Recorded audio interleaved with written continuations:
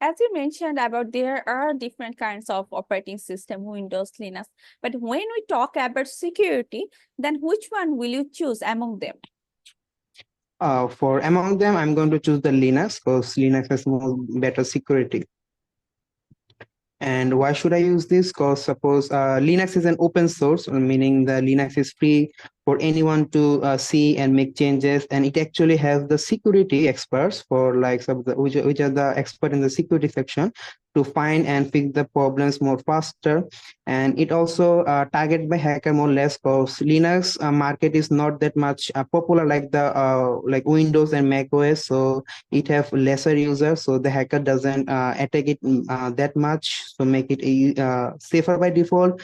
Then we have also like the limited user access. So on Linux, a regular user don't have like the full control or the root permission by default. We can give it, so by default they don't have it.